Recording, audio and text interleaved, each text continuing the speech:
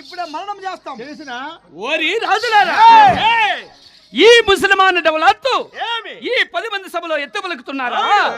ఈ ముస్లింల దౌలత్ అనేది ఎటువంటిదో తెలుసున్నదా? రాజులు రాజ్యాల పైన దొరతన మేలేది,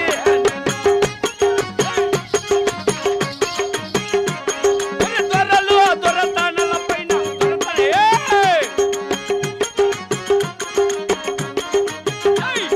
మధ్యాహ్నము దర్బారు లోపల మల్లెలు మల్లెలు మల్లెలు మల్లెలు గురిపిస్తా.